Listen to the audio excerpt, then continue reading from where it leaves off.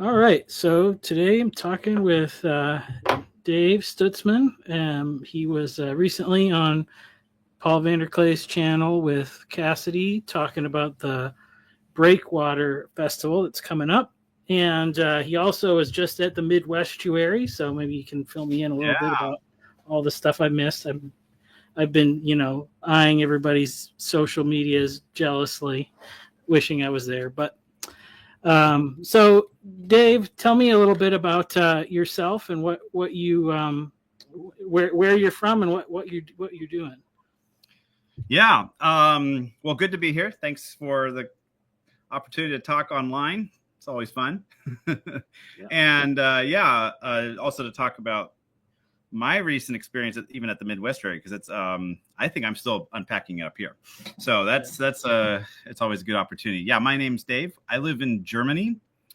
I've lived there for a number of years now. My wife is German. We have 3 kids, so they're German American, and we feel very much at home there. I live in the city of Mannheim, which is a fairly large city, actually, but not very well known outside of Germany, I would say. It's an industrial city, and it's kind of the train station for Heidelberg. Heidelberg is a well-known city outside of Germany. So everybody Heidelberg comes through Mannheim. And I work in church work there. And I've done that for most of my time living in Germany. And then I'm heavily involved in Estuary, something that kind of I got involved through because of friendships that I had that were paying more attention to the online discourse going on about these things. And so I got to get involved in that. And then because of those relationships, got to start involved in Breakwater. And Breakwater would be maybe that kind of level up from Estuary, which is like we're trying to gather people across a bigger swath of territory, you could say. And Breakwater's now organized 4 festivals. And in this year, we even did our first German-speaking one. We've always done it internationally because there's so many different people that come from different corners of Europe. And this time we did kind of a smaller gathering. I think we're about 30, 40 of us that were just Germans speaking. There were non-Germans there as well, but yeah. Very cool. So, so I'd like to know a little bit more too about, what you do church-wise there. Okay. So I had gone to an Assemblies of God discipleship program, which was and then later a Bible college too, where I, first got some of my ministry training.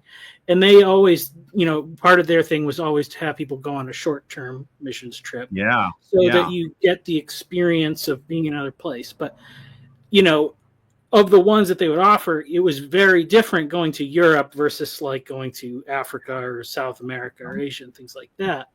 And, just because the culture is so different. And, now remembering all that from, back then and I knew a few Europeans who'd come over too and, kind of shared their experience. But it seems like Estuary is kind of like such a perfect solution in a lot of ways for kind of, it's to say, no, it's not to be doing Estuary well. You'd never want to be like sneaky, trying to like make it be evangelism. It is what it is. It's definitely a place where you could foster the relationships where maybe people are more comfortable talking about those other things. So, what do you do other than Estuary, and then how does Estuary fit into that? That's a great question. Well, I'm fascinated about this question of just how Estuary relates to the church in general, and I think that question goes 2 ways, right? It's one is what is Estuary in itself, and how is that kind of pulling in people from outside the church context, and then why should Christians or the church be involved in the Estuary in its own, because it is something different than the church, and I think that is something very important to distinguish. But we'll circle back to that. Yeah, I'm my background is Mennonite. So Okay. I grew up in a missionary family. I grew up in Germany, and I grew up in Australia. And so I was 12 when we moved back to the States. I called Virginia my home. That's where I'm right now. I'm at my parents' house. And so in some ways I was very fortunate to have a real different experiences in different places about what the church is, and often in kind of more smaller kind of emergent type kind of situations where it wasn't like an established context of church. And often what that means is you're really digging into the issues of like, where is the church and how it relates to the world around to it, or the context around itself. And I think all of that led eventually to me also feeling really pulled to like study that. And I ended up doing a master's in missiology, intercultural studies. I studied in California, and that was became also more apparent to me, this idea of this we're refiguring out our relationship to our own context in the church, because we had such a given of what the church was in the West. So when I say the Western context, we're finding footing again. We're trying to figure that out, as well as the culture around us is trying to figure out what the church is supposed to represent. So I think all of that is just a kind of maybe more abstract way of saying it. It's so interesting to be how I've ended up in Estuary, because that seems to be a manifestation of that conversation that our culture is trying to figure out. Yeah. Yeah. Yeah. And, one of the things I noticed is like just thinking about, obviously the history of, I don't know, like just the last 100 years or 100 years plus or whatever, because there's this thing of people feel isolated from their traditions or whatever in the history and all that. And I think that, it's pretty, to me, it makes sense that like, when you think about like World War I, World War II, that there was generations of people that are growing up and they had that religion as a cultural background and a tradition. But I can't imagine that there was much opportunity for people to really wrestle with the questions of what it means, because there was much more pressing things going on just of life. And so then maybe, when you get to like baby boomers, and like my parents' generation and stuff, it was like, why do we do this? It's because it's what we do. And that's like all the answer there was. It's like, then there was the time to really discuss and unpack these things, because you have a moment of peace. But so much of the like meaning behind it had kind of just, been lost. And so, and obviously there's a lot of people that are kind of rediscovering all different aspects of various faith traditions, whether they have a personal connection to it or not. Yeah. But, it seems to me like that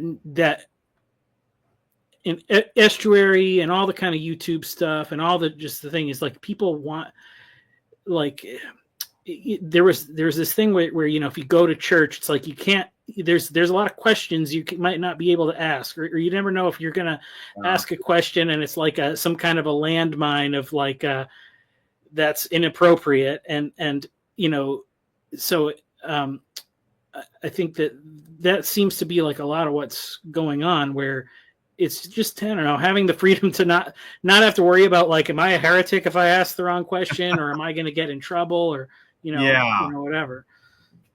Yeah. Yep.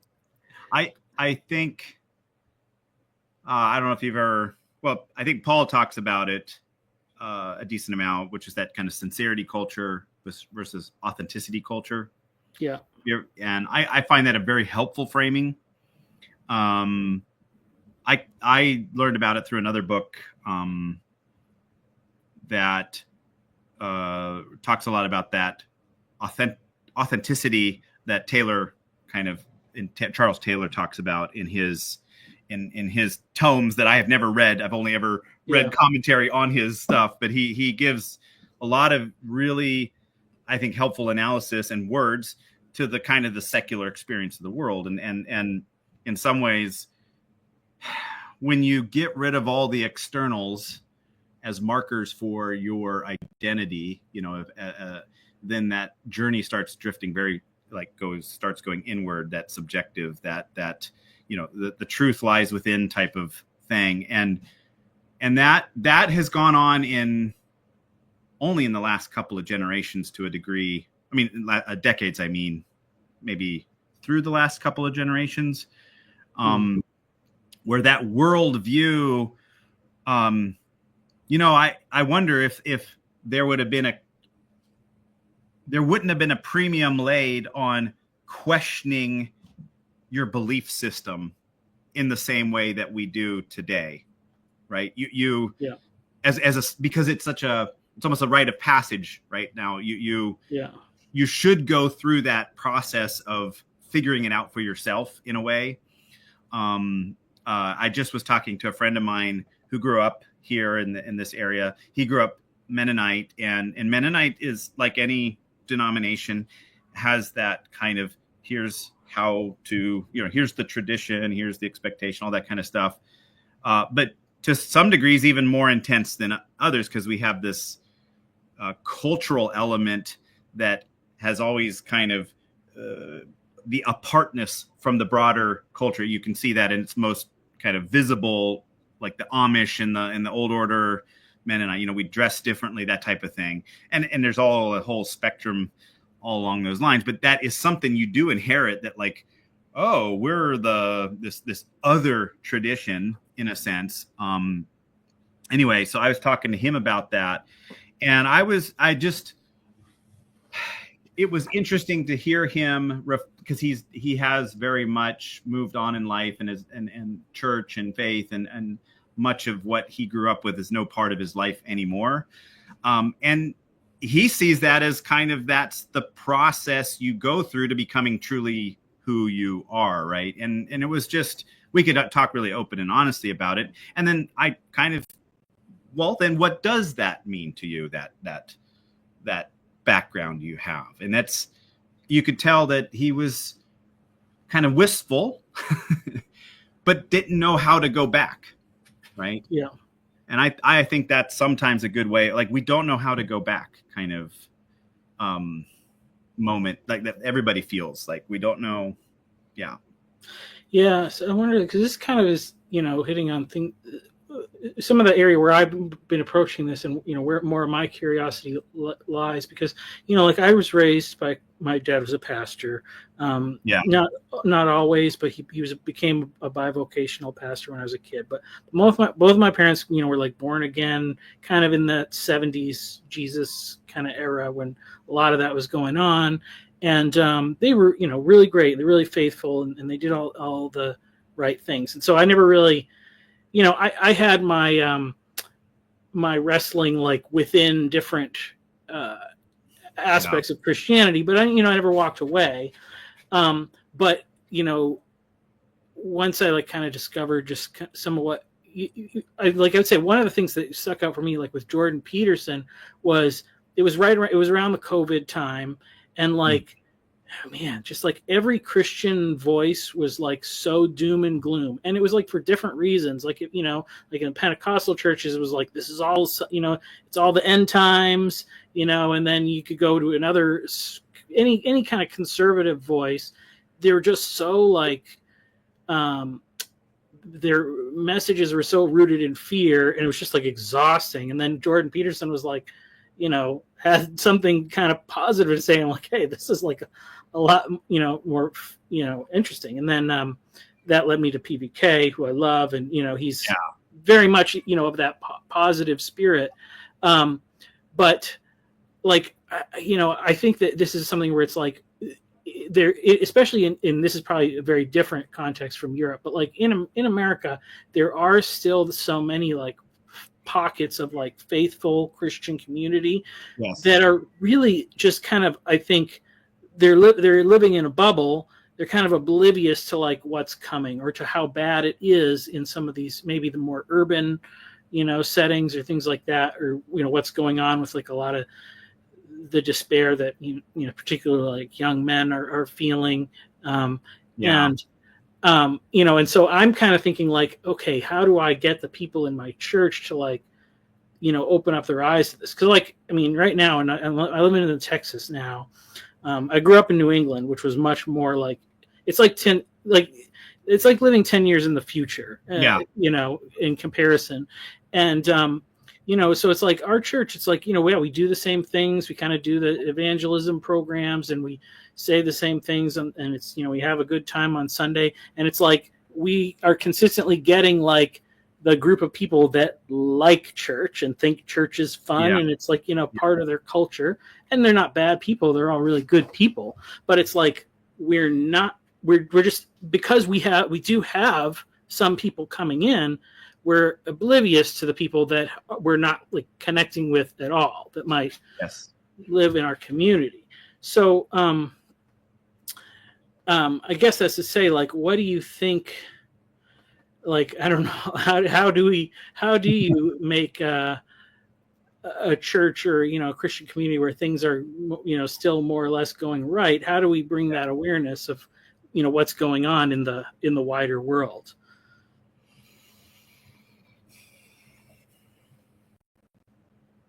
Well, I think you're right on in your analysis there. I always find it helpful to try to figure out some of the nuances, difference between Europe and America, the States. Although I think we live at different, maybe you could say different stages of like a post-Christian like relationship or a post-Christian reality into our culture.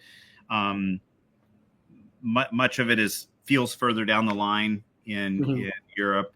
You could maybe say another way to say it is that the secularization of the culture is just more thorough in many European parts of Europe.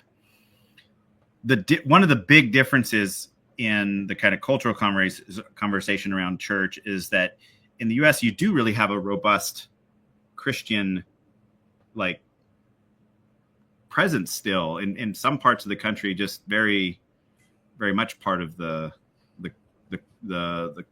context, and maybe much more. I think it's going through the same dynamics and the same challenges, but it's just different in its visibility and how it's felt. But I think more and more, most denominations, at least that have a longer, like kind of that aren't the new, that they're coming from like an older denomination, are feeling that things are changing. They're sliding in a way. And so there's concern there. There's some despair, I would say, even too.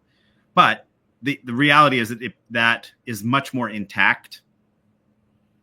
And it's a real identity that people are drawn to. In the Europe, like I can speak mostly from Germany because I do think there's a lot of differences between the different European countries.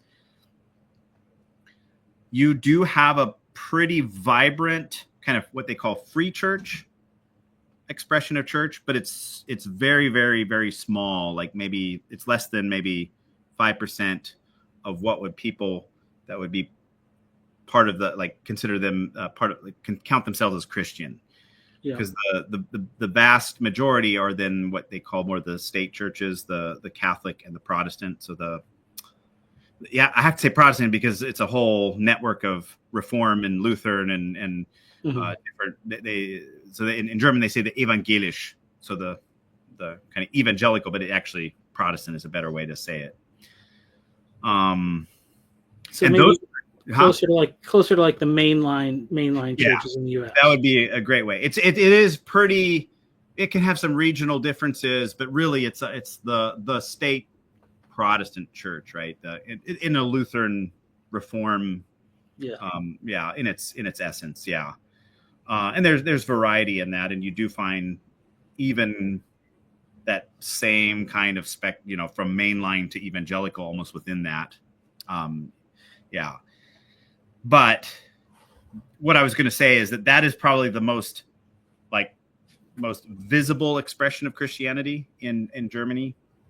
But you probably almost, I don't want to overstate it, but you would almost have a similar level of participation and activity between the free churches and the state churches, in meaning that the amount of people that are active in the free church scene almost is probably similar to the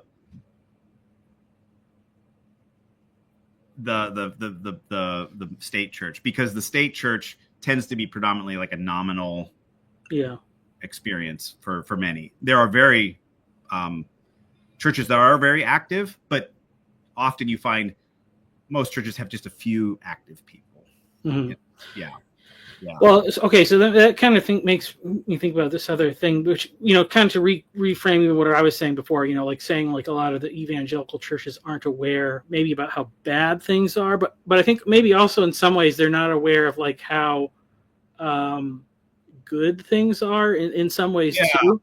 Like because you were talking about like your friend who's Mennonite, and that there's that kind of separatist element of it, and and this is something that's been discussed, I think, but it's like if you form your identity in opposition to something else, well, then you're never going to really be able to reconcile with that.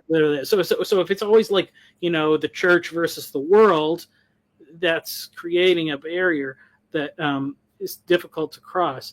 But and this is probably something that I have definitely, my eyes have been more open to, and I knew some of it. I knew some of it, like on a historical sense. But seeing like kind of the Tom Holland thesis of like, so much of like what we just call West or is even part of the secular West is really rooted in Christianity.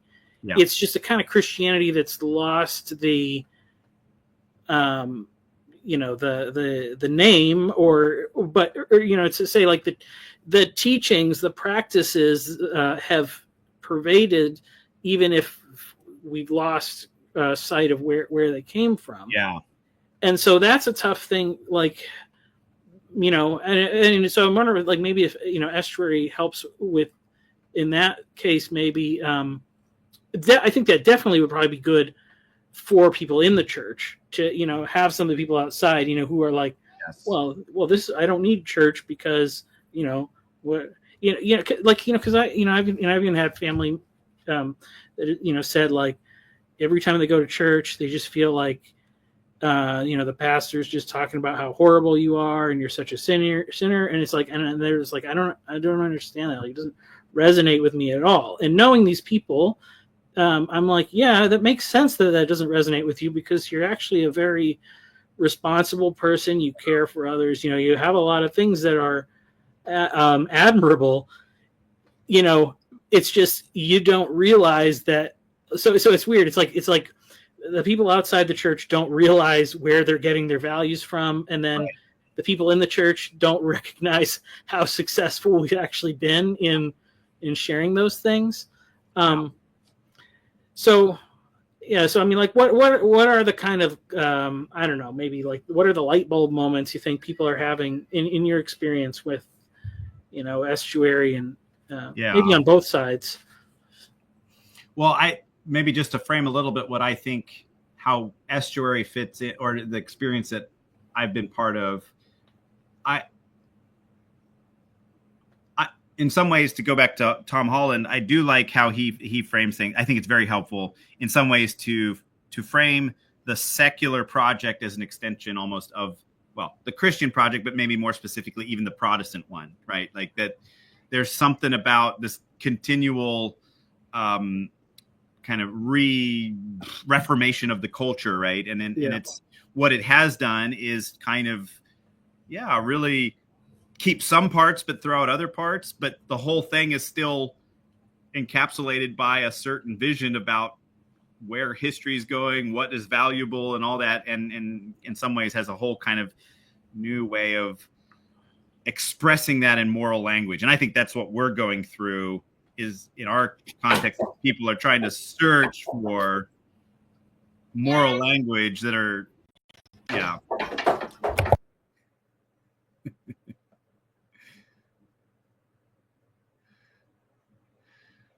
Yep. That's what happens when you got kids. So hopefully that doesn't happen to me. All right. No worries, man. Yeah. So all I was going to say is that I do think that that secular world is shaped by a Christian vision to a degree, and the both the secular world and the Christian world we don't know how to relate to each other because in a way. Yeah. And I do think one of the things that I have found as a pattern in our estuary is the people that are coming and then the people that are becoming Christian are less about them. They're more about the secular world coming to grip with the promises of secularism and saying, is this really what I believe? Is it sufficient? Is there more? Those degrees of questions. And so a kind of a typical, maybe more extreme pattern would be people finding the bottom of there isn't much to life, and there's a nihilism there. There's an emptiness there. There's got to be more kind of idea, and then not finding those handholds to climb back out of that in the kind of a secular worldview. And they start looking for other things, and they start looking for things like religion. And what religion tends to offer them is it asks more of them, right? It says you have to participate in this. And so that suddenly pulls them back out in a way. So that's been, I know several that would fit their journey in life, that they found some kind of bottom, some kind of nihilistic, like there's no meaning in the world, but that can't be right? Like there's just something incongruent about that. So where do I look? And that becomes often an online journey at the beginning. And then at some point they are drawn to estuary. Yeah. Mm.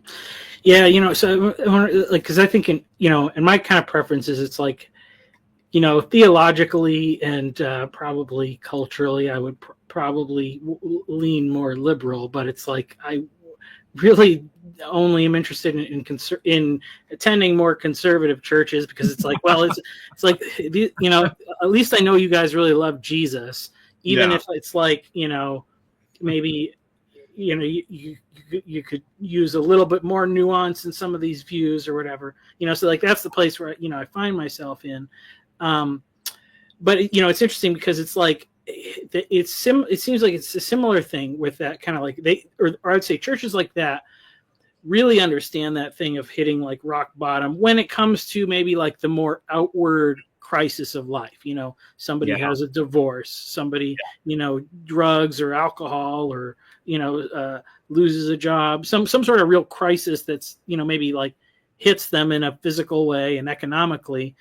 They have like a good path for reaching those people and taking it forward. But with the meaning crisis thing, it's kind of like, it's people that didn't have any of those issues. They had success in all those areas, and they're finding a different kind of like rock bottom. And so, so I don't know, maybe it's like some.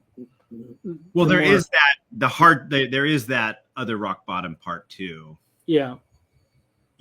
And I would say that's present as well. And maybe I could have mentioned that, but I do think sometimes they're tied together. Like you start getting nihilistic when you're hitting rock bottom, like in your marriage or like that kind of stuff too. I mean, I think what I was going to say, there is something about the U.S. context that has a more robust church presence, like, or life, church life, maybe is a good way to say it.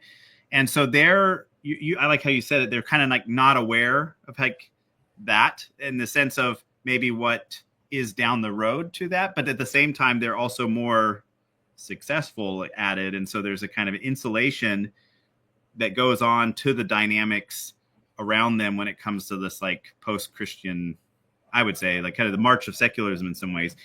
And I also think that there is an insulation to that within kind of liberal Christianity, where they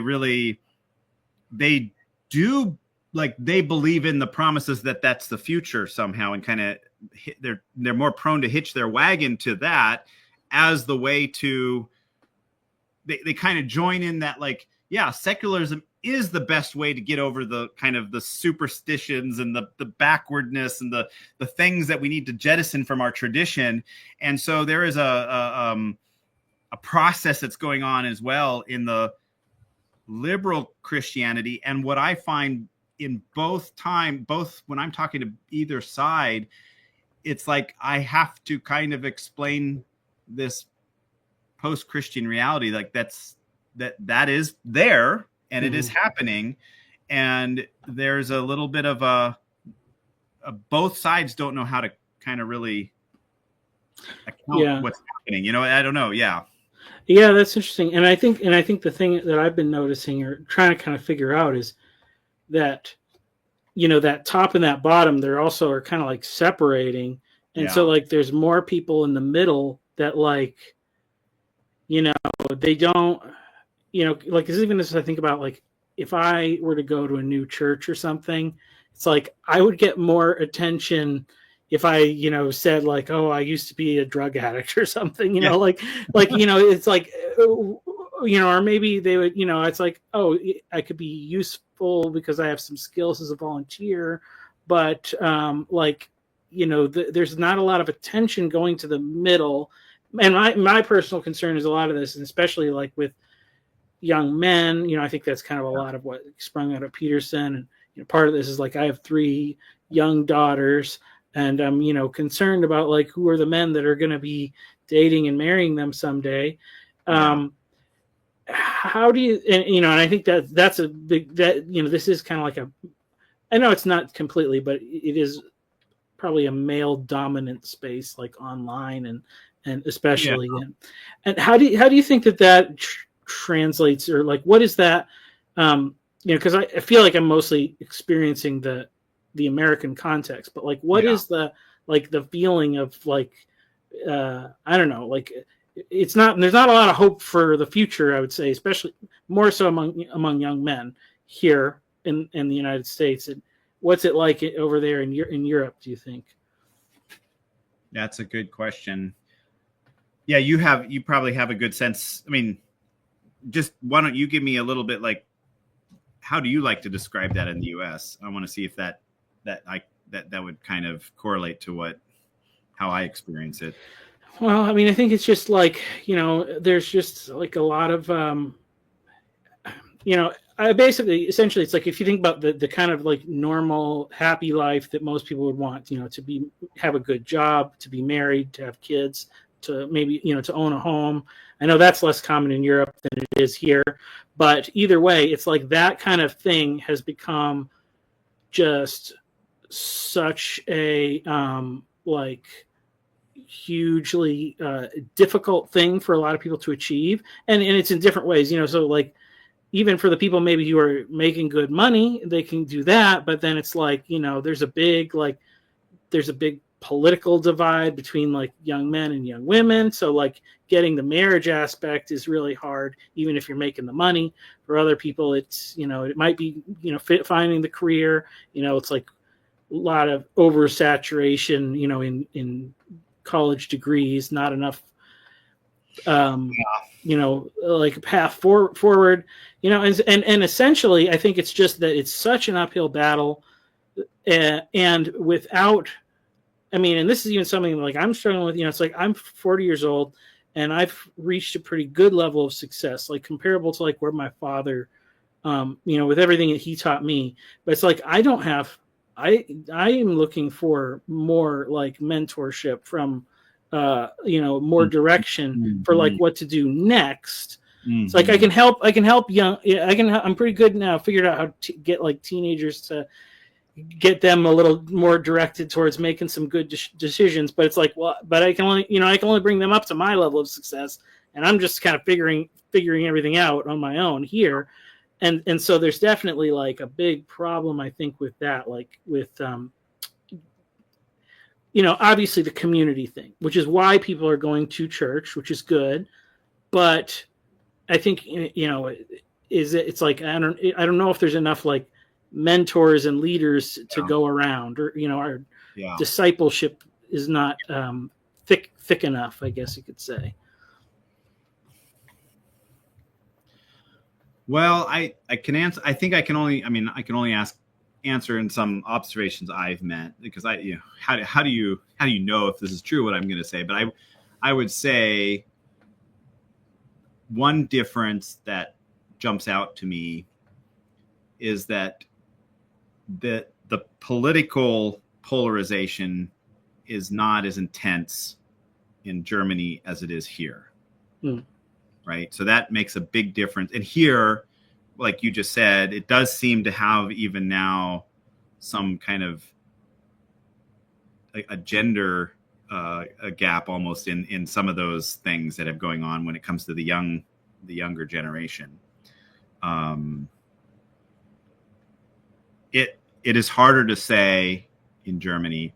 Now, is there a growing kind of tenseness and kind of intensity of the political context? Yes, there's that happening.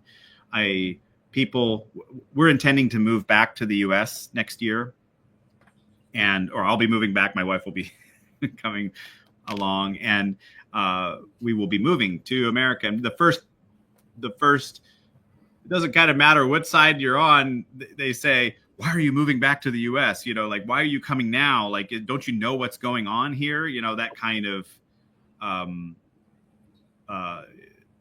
alarmist about the polarization. I would say that comes from the polarization. Yeah.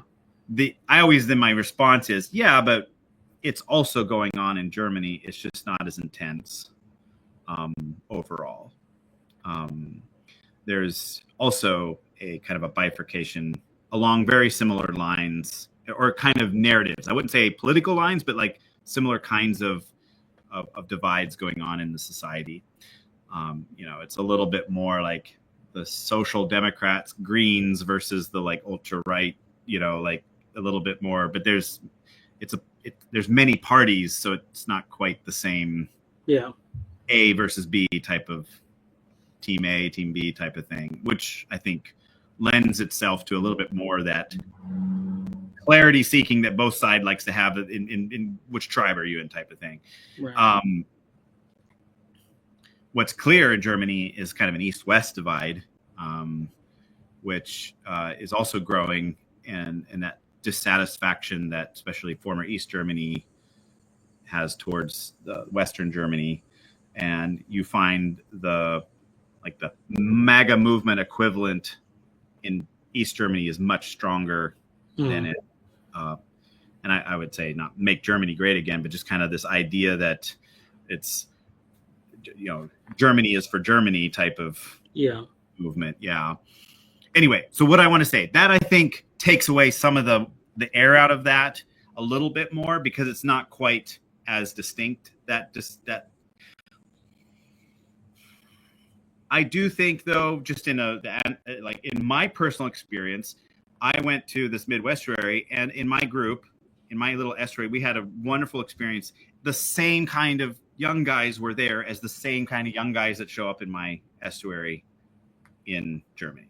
So that was not a difference at all. And it was actually, I was quite that's where I was really moved, because there was that same story coming out that I was like, I know that, oh, you're just like Hannes, you're just like Matthias, I know these other guys and it was just completely different context, completely different story in their lives, but they were the same pattern in a sense. Yeah. So, and I think probably, I'm guessing, I did get to go last year. I went to the little conference that Paul did in Connecticut, which was really cool because it was such a small group, and there's a lot of different. Barn? Was that in the barn? Yeah. So I'm in that little picture that he had on his. I just saw it today. It's interesting because it's like so much of I think the polarization kind of stuff comes through the whole online aspect of things, because it's like, well, online you're either like a Republican or a Democrat, you're for this or you're against that, and once you get into a room with people, it's like the similarities become way more apparent than, I don't think there was really any significant arguments. There was a lot of intense conversation and like a lot of personal stuff. I don't think there was a lot of like any arguments that you know, of the sort that typically occupy a lot of people's time online. You know, in that whole time, even though you know we were aware that different people had different conversations, and I mean maybe that's even just something of the nature of being face to face with other people. Seems like it kind of works to strengthen the similarities more than the differences. I wonder if maybe because I don't know. I mean, I guess I don't know how it is in your city, but I know typically I've been to Europe a little bit. And didn't make it into Germany, but you know, it is much more.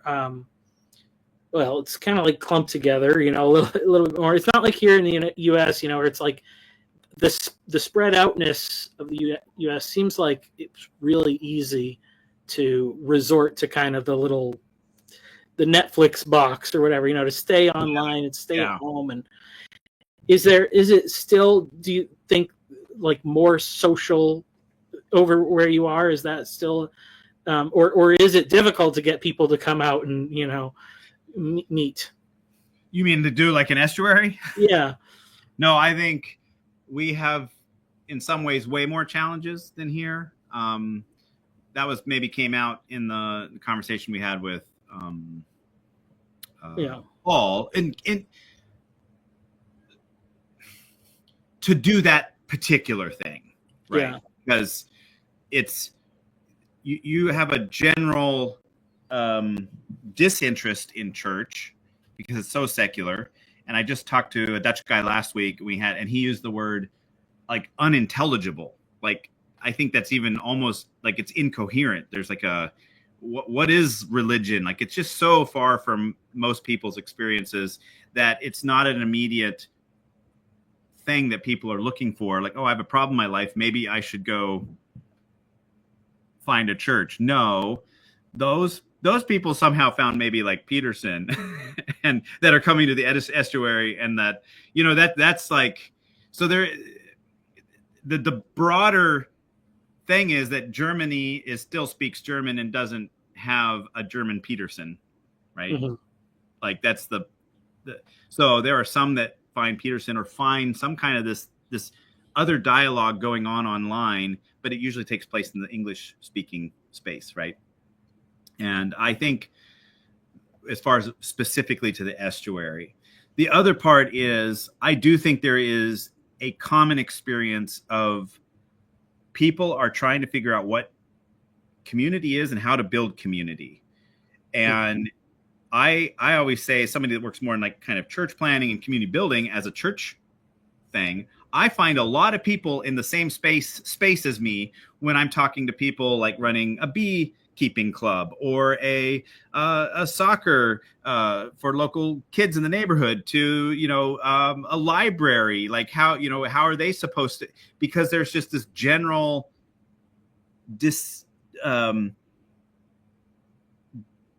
diffusion somehow of going on that people just don't participate in community like they used to, right? It's going on in Germany just like anywhere else in the US. I mean, that's very similar. And so again, maybe that I would say that accounts a little bit for the like then people start looking at the political sphere to like find, you know, like to find meaning in their life. That's probably going on in Europe too, right? In Germany, in the same kind of way, just not the same intensity. Yeah. So it's kind of just the attraction of the ease of digital life online is just, it's just, that's kind of, I guess that's just universal. Is it malaise? I don't know. How would you describe what it does to community? What is online do to our experience of community in our real life? Like, yeah, I don't know. I mean, you know, I feel like, you know, I definitely, I guess the whole experience of me exploring this area again, you know, people, every time I just am like, oh, wow, I didn't realize how lucky I was that I've, had, you know, with all the things that I've had, the church communities that I've been a part of, and the family background that I had, and a lot of that stuff. It is kind of like the cool thing for me is more in some of like the thinky talky stuff, because it's like nobody in my men's Bible study wants to talk about any of this stuff. Or maybe occasionally it's like I can bring some little useful nugget or something I pick up from YouTube world, and it'll land. But like, it's still like it is like being, I don't know, 10 years in the past or something. It seems like, when you step into a lot of churches here, it's the Christianese, Yes. language is being Yes. being spoken and stuff. So personally, it's like, yeah, I'm really, really fortunate, but it is tough because it's like, at the same time, I don't have a lot of the like, like I said, I'm lacking the connections in that kind of going to the next level. Because I had a ministry calling, and my wife and I both did that full time for a long time. Now she's stepping down from it. Here we're going to have our fourth child around Thanksgiving time, and so so that's kind of that was the deal. Like as far as working, no more youth group on Wednesday nights and all that stuff. So trying to like find the path forward for us that's kind of like a hard thing, and I'm kind of trying to do some of this, online stuff. It's a little bit of like, you get a little bit of notoriety, or you get to meet somebody, but I'm trying to do it all for the sake of building something in the real world. Yeah. But it's hard. It's hard to figure out, but it's so much easier to just do things online. And it is bringing it into the real world that makes it bringing it. Yeah. Well, I was gonna what was I gonna say about that? I think what I noticed in being at the Midwestuary, and then actually one of my favorite, one of my highlights really was the Sunday, which wasn't an official Midwestuary event, but I went to the church where Paul preached, and reinforced. That's the first sermon I heard from him in person, and just reinforced everything about what I admire him as somebody who communicates about living as Christians in our world, and like kind of it was really, really touching to me. And what was neat then about that was just being in that church and taking part in worship there. And then afterwards, they had like a town hall style meeting. We had coffee break, and then the pastor of that church interviewed Paul. So it's a CRC church. So Paul's familiar. I mean, it was his denomination. So they could kind of have a little bit insider baseball talk as well, and talking about Estuary and its kind of relationship to the church. And the growing question within me was this idea of like, yeah, you do have to, like, it is when there are intact, healthy, vibrant church communities, the need to do Estuary isn't apparent to them, right? They have community. They have, so why should the church be doing Estuary, which is an intentional movement of going out, right? It's not trying to replicate church space somewhere. It's saying we're leaving our church space and we're going to go participate fully as Christians in that other space. But it is a sentness to it that I think is part of that, what Christian needs to understand about taking part in Estuary, right? But there is this kind of reconfiguration, what you need to, when you're talking to Christians in that space. It's like, no, you don't need to take a message out, right? You don't need to be worried about content in how it relates to, and don't worry about participating and spending energy in another community that isn't church, right? Which is also, I think, like, why would I, if I have community here, why would I invest outside? Yeah. It's like, it's trying to come up with a new sense of like, but that part of the purpose is being in the world and learning how to be present, I would say. Mm-hmm. And we don't do that very well, actually, often, in the sense that Christian community is, I would say, I mean, has all its ups and downs, flaws and everything, but it can be a really wonderful thing. It does something very well, like Peugeot says, there's something about the right proper place of that in our lives. Then if it can play a really important role. And we don't know how to participate often in community outside of our churches. And I think Estuary affords that because it does allow people to be Christian in that space, but they have to understand that that is not a Christian space. And that's kind of that bridge between secularism, that like the secular world, I mean, right? Yeah. You know, it's that, yeah. Well, I mean, I think probably this is ultimately just as important, but I wonder if it's maybe like an important step like in between. But obviously, you know, like this online space that, you know, everybody involved with Estuary and stuff is very ecumenical. Yes. And like I wonder if how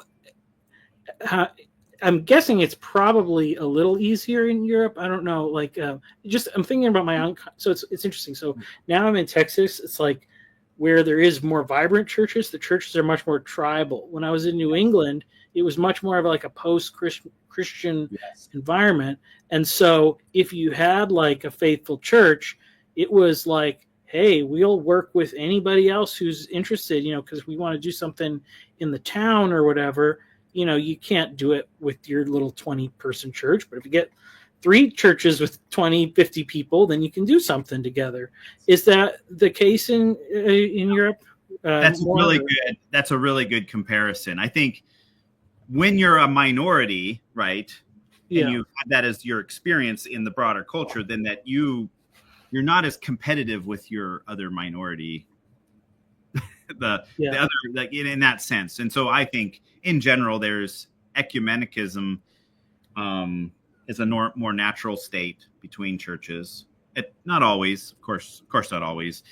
And I think then the irony there is I think the interesting twist to it is there's a certain draw to ecumenicism as a kind of Christian version of like diversity, like that that it's like it's its own goal in and of itself that you find kind of more along the mainline kind of expressions of the church, because, and the difference there is, well, for good reason. I mean, there was wars fought, and like it's a much more like all of those things go way deeper, and so there is a genuine like officialness to the ecumenicism that probably also really gets lauded and people are drawn to. I find on the local level that often churches just in general are willing to work with each other a lot more just because of the common plight everybody's in, right? Like that sense. So it kind of goes both ways. I get frustrated with that kind of ecumenicism as like the highest ideal of like what churches should be doing together, because I think we're called to more than that, right?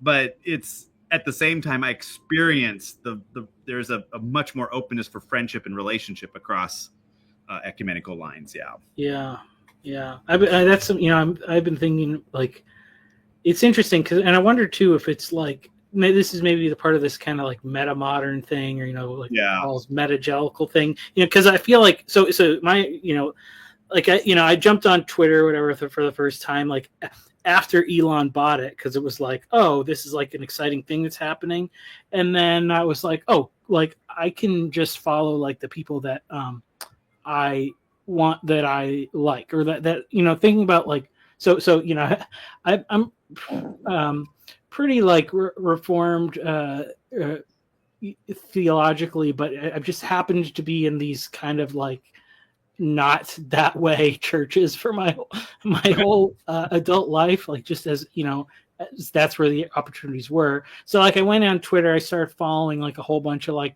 reformed people and stuff like that, and then like kind of realized like, oh, there's like very different things going. Like some of these people, I'm like, yeah, I love what this guy's saying. And it's like I do not want to be associated with that person is saying.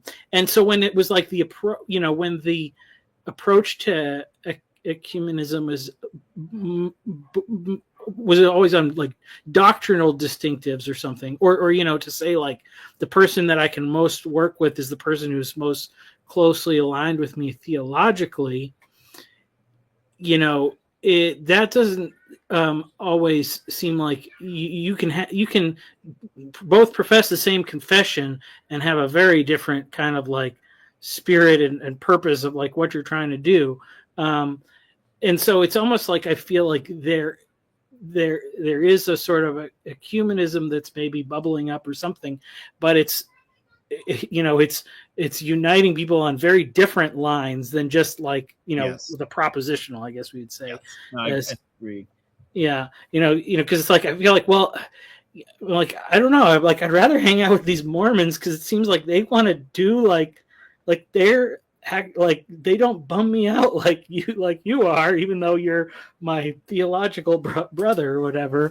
So I mean, I don't know. Just to say, like, I wonder what that, it's to me that's kind of exciting to see it, but that almost necessitates like an estuary like environment because then it's not ecumenism, because you can say like you can't hold a specifically like Christian community together if if the diversity of belief or whatever is too vast, but you can find more common ground in the way that people want to live their life, I guess. Yes. Yeah. This is really interesting, this ecumenicism talk, because I think that would be not a word I would want to project over the Midwestuary, but you could say that was an expression of ecumenicism almost in our age, right? Like I don't want to, because I don't think that was what it was about. It was not like that kind of framework where like, oh, our goal is for all Christians to get along, no, actually that wasn't. There was a real common experience of trying to find meaning, right? And then understanding that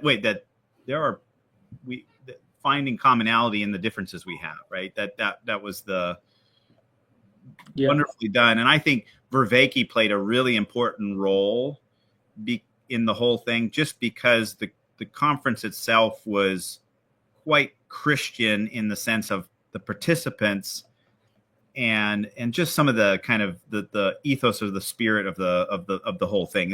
It was, people could talk openly about Christianity, but really there wasn't dogma, right? It wasn't like this is what we have to believe. There was none of that, but just people could be themselves, I think, and I experienced that in our small group and on stage. And then what somebody like Vervaeke did is legitimize actually the Christians being able to call them, like, be Christian and not have to like defend themselves or feel threatened. It just really, it was interesting because he has a way of essentially authenticating and legitimizing Christians. Because like, it's a real, and in the last section of the whole of the last thing we did on the Saturday night was one of my favorite things that day.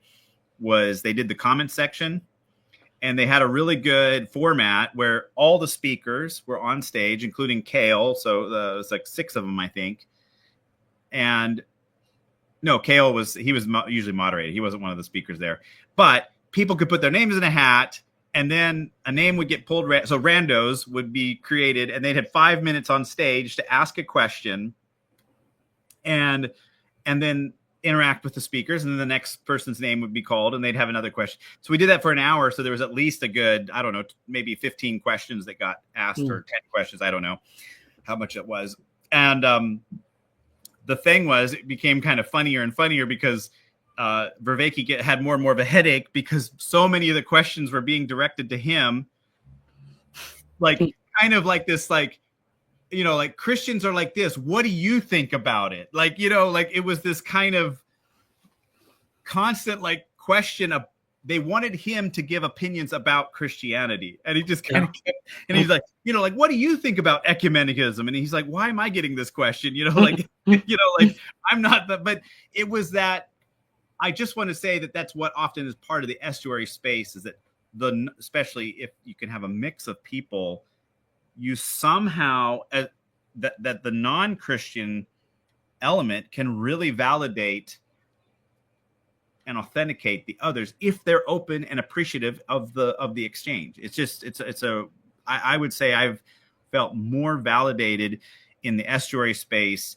like that somehow my beliefs are true and meaningful to me because it gets accepted by not others than just Christians. If that makes sense. Yeah.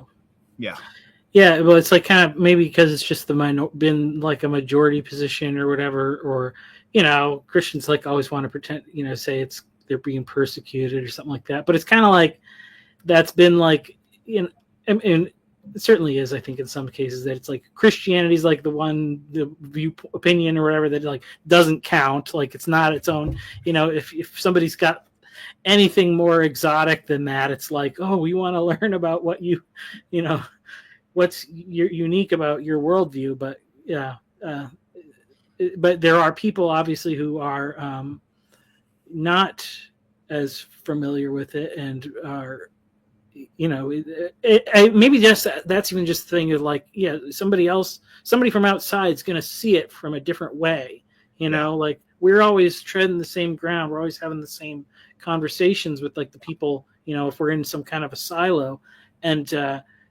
maybe that's, you know, so that might be a good thing to say, even to pitch to a church, is like you need to have some outside people come in and tell you what they're noticing about you and ask you about the things that maybe you didn't think were important that are actually, you know, really, really valuable. So that's, well, good. That's a good point. Well, why don't you tell us about, you know, what's the Breakwater festival that's coming up, and, you know, what's going to be in store for that. And well, we have currently an Indiegogo campaign going. So we're trying to sell pre-sale tickets. Basically, they're going to be the cheapest price that we can offer at this point. And we're also doing just a little, like, if anybody wants to donate to Breakwater, because we really would like to kind of build up a several like events for next year, and we would like to do some more direct, let's say, training with other Europeans that are trying to start estuaries. And so we'd like to have a little resources to be able to put into that. So those are the two ways to contribute to that. The unfortunate thing is that we feel very much out on the limb right now, because we put this Indiegogo, and we've actually put some money into reservations for speakers and event centers and all that, because we wanted to do it a little bigger. We've always done 50 to 60, 70 people, our events, and that's actually an optimal size. I really think that's good. But we also wanted to go to a little bit bigger, where we're trying to kind of have like a yearly event where it is a festival. We can celebrate estuary. And we wanted an event where you felt like you could bring other people along. And we wanted to have, when you start asking speakers to fly from the US or that kind of stuff, it has a whole nother dimension to it. Yeah. So anyway, we put this Indiegogo together. I think the team is right now really struggling. Well, what if we don't get it? What are we going to do?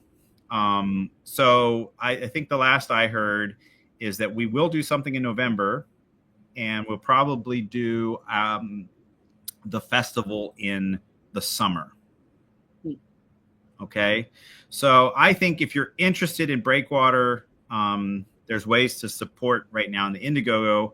But I think more importantly, just like if you want to, there's a newsletter we send out, and we'll give everybody updates on all the events.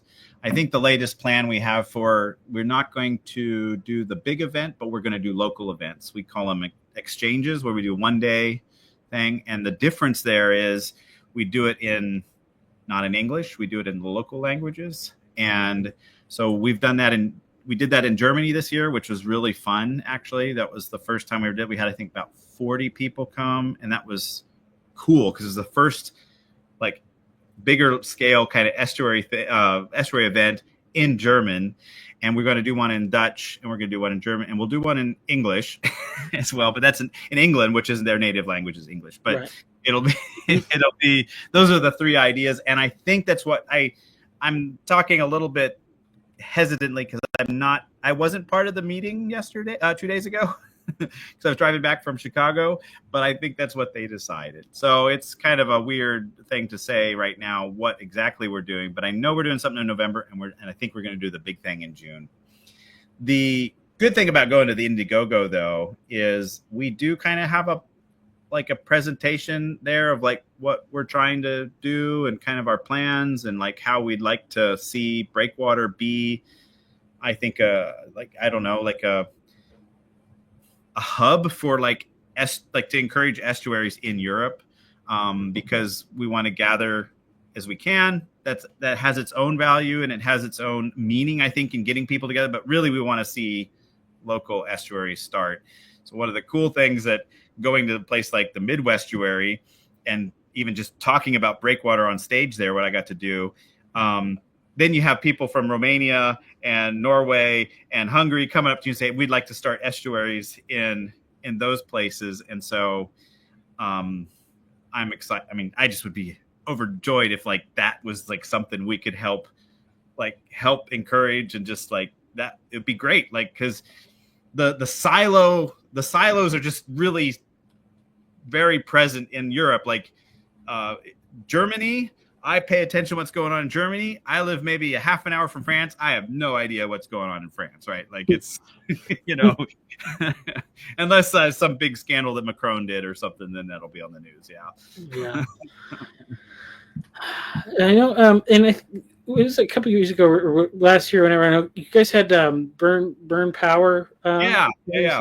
I wonder, because this whole thing, estuary and this thing, it very much. So the way that I actually found out about it was that I just was reading. I was listening to Jordan Peterson, and then I was reading some books by Francis Schaeffer, and I Googled or put in YouTube Jordan Peterson, Francis Schaeffer, and that got me to conversation between Paul and Byrne. And I think that there's like a very similar kind of thing to what Francis Schaeffer was doing with L'Abri. Have you guys reached out to anybody from L'Abri, or do you guys have no one? I mean, I know there's still a few of them around, I think, there, right? I mean, no, I'm not familiar with that, actually. So I'll look that up. Yeah, well, you can definitely talk to Byrne about it because he went there and he knows. But but it was very much, it was like this thing, people like, to me, it's like, yeah, there was people. Then it wasn't like postmodernism; it was like existentialism or whatever. But people kind of come into this Christian community and just being able to have these discussions, and it wasn't the typical kind of like evangelistic, trying to convert somebody, but just the thing of letting people ask their questions and figure things out, and at the same time, living with people and seeing like the daily rhythms of life that really, so you have the good conversation where you can work out the differences, but then you also have that experience of being together where you can kind of figure out the similarities. So I wonder, maybe it's definitely probably talk to Byrne about it. I think he might have some connections there. Actually we still have connection with him, and I think Cassidy just from Breakwater was just on his channel a little while ago, or I think maybe Matthias. I can't remember now. Yeah, that's cool. But I think one big difference also is that there isn't like the German, like I said it earlier, German Jordan Peterson, I think England has this amazing amount of people that are, I think, playing a big role in the kind of the corner or the estuary space, but aren't yet really connected to that. Yeah. And so that's what we're actually trying to explore too a little bit, because there's some people there we relate to, and that would be fun to also do an event in England. There are already some happening, of course, and we don't like need to have Breakwater there, but I would love to see more go on in England, because it just seems like there's such a there's a lot of people that are yeah. I know. Yeah. Well, very Yeah. cool. Very Well, cool. Definitely make sure we'll put all the links to stuff in the thing, Yeah. so people I'll can give you find some everything and sign up, and keep. And you said there was a newsletter, so people can keep on top of the news and yeah. on. We're doing stuff. We're just having to do a little bit of audibling right now, I think. Yeah. Yeah. Well, and that's, I mean, that's a strength to be able to do that, like, and so, but yeah, I mean, it's like you gotta be subscribed to all the people and stuff to find out the stuff. Yeah. You don't want to miss out. I'm even thinking of just like, having my envy of not being able to go to Chicago, and then I was thinking like, man, I wonder what's like the most minimal, like. First, I thought, I'm like, I'll just, or I say, like, I'll have a estuary conference for like 5 people, just see if anybody wants to come camp in my backyard or something. But then I was like, no, I could probably, get my church to be on board with it, and maybe something small, 20, 30 people, I don't know, whatever, and a Friday and a Saturday, and do it cheap, get Costco pizza or whatever if you need to, and like, I don't know, it just do, because I mean the main point is the thing of being together, and it's nice to have a cool speaker that's famous on YouTube or something, but really it's what goes on in those little groups, like that's the thing and that's what people are longing for too, is like the connections of real friendship and stuff. So, and I'm glad you said that, because I think there's value to the getting internet celebrities or whatever to talk. Probably their value is I think it makes sometimes easier they do heavy lifting for making the case for like festivals and estuaries, in the sense that people can kind of understand, that are coming new to it. Oh, there is something here. Like they can do that in a different way because they have ideas and that kind of thing. But it shouldn't be the goal. Like, it's not like just have big events is the important part. Actually, 20 to 30 people at your, what you just said would be awesome. Yeah. And we've done, that was basically what we did in the German one. And that was, we had a mix of guys that were coming from Austria and Switzerland. We had Germans from our estuary, so we had Catholic guys there. We had these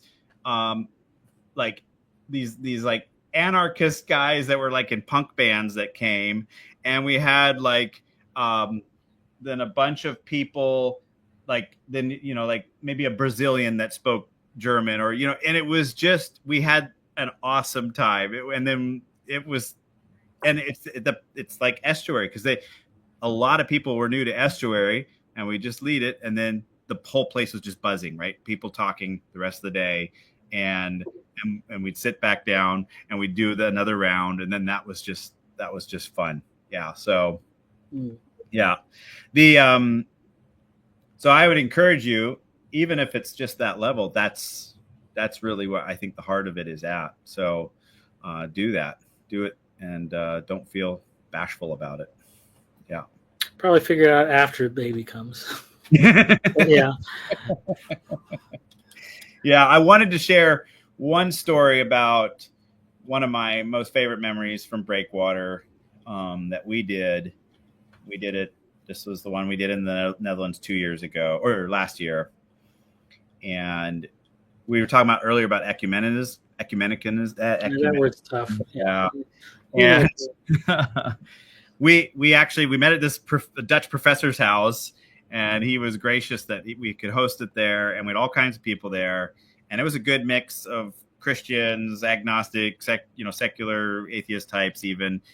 But it just happened to be that at the end of the whole session, we were kind of doing the last rounds together, and like maybe 2/3 of the people already left for, like, it just was the last thing we were doing together.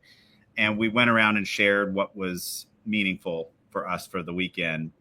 And at the end of that, a Dutch guy, he noticed, he said, I know everybody here, and I know that we're all Christian, actually. So it was just happened to be that the only ones were there. He said, can we pray together?